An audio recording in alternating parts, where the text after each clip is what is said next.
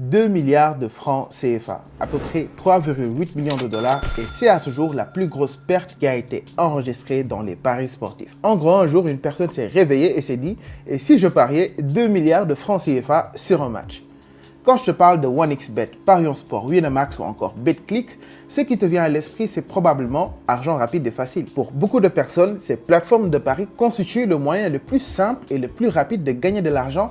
En tout cas, c'est ce qu'elles essayent toutes de nous faire croire à coup de campagnes publicitaires agressives à la radio, à la télé, dans la rue. Ces différentes plateformes se vendent comme la solution magique pour te faire sortir de la galère. Et c'est très difficile de ne pas se laisser tenter, surtout lorsqu'on voit les nombreux artistes, personnalités publiques, influenceurs et sportifs qui en font la promo.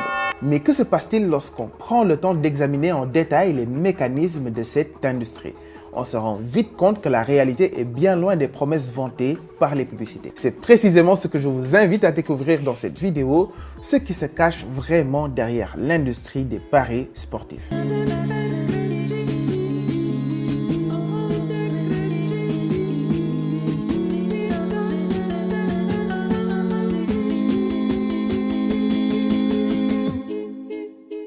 Je pense que je n'ai plus besoin de vous présenter les paris sportifs. Vous savez forcément déjà de quoi je parle ou même vous avez déjà peut-être joué plusieurs fois. Le boom des paris sportifs a commencé en 2010 et depuis, le phénomène est tout simplement inarrêtable. Il faut se dire que la démocratisation du digital, plus précisément d'Internet et des réseaux sociaux, a contribué à alimenter les ardeurs des parieurs les plus timides. Sans parler des milliers d'affiches publicitaires qu'on peut voir dans les rues ou des publicités à la radio et à la télé. Bref, la pression publicitaire est extrêmement forte. Les plateformes de paris sportifs sont partout et il faut se le dire, c'est un marché qui connaît un véritable succès, surtout en Afrique. À l'heure actuelle, l'Afrique est le continent le plus jeune au monde avec plus de 200 millions de jeunes adultes âgés de 15 à 24 ans.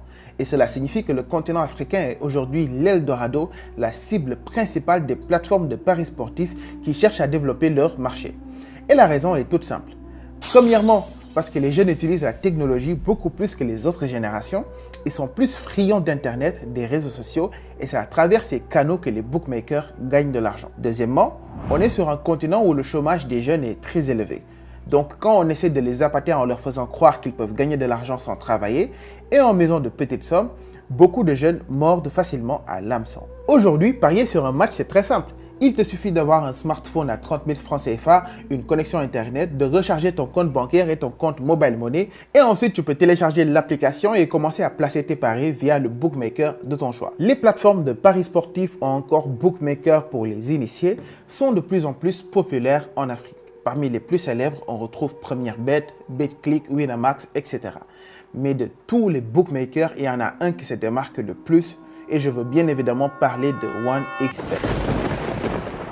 Dans un article publié par le journal marocain Le Matin, on apprend que 1xBet a été créé par d'anciens membres des services secrets russes. Il y a très peu d'informations sur Internet aujourd'hui autour des dirigeants de la compagnie, mais elle serait actuellement dirigée par un homme du nom de Semyokin. Il faut savoir qu'avant d'amener ses valises en Afrique, 1xBet était déjà présent dans plusieurs pays d'Europe avant de se faire bannir. Aujourd'hui, 1xBet est interdit en France, au Portugal, en Russie, en Ukraine, etc. La commission des jeux de hasard du Royaume-Uni a révoqué la licence de 1xBet en 2019 en raison de diverses violations réglementaires. En Russie, 1xBet a fait face à des défis juridiques importants, notamment une poursuite intentée par le cabinet d'avocats parlant contre ses opérations en Russie. Vous l'aurez compris, après avoir été chassée d'Europe, la plateforme a décidé de faire de l'Afrique son nouveau terrain de jeu. Sur les 54 pays officiellement reconnus en Afrique, 1xBet est aujourd'hui présent dans 23 pays. Aujourd'hui, près de 80% de la part de marché de 1xBet se trouve en Afrique. Ce qui n'est pas étonnant parce que la plupart des pays africains ne disposent pas d'une réglementation assez stricte sur les jeux d'argent. Pour survivre, la société n'avait pas d'autre choix que de s'intéresser à des marchés à fort potentiel. C'est-à-dire où elle pouvait trouver une population jeune et où la réglementation concernant les jeux d'argent en ligne est assez faible. Aujourd'hui, 1xBet a très bien réussi son entrée sur le marché africain. La plateforme s'est associée à la CAF, la Confédération africaine de football, moyennant 60 millions de dollars sur une durée de 10 ans.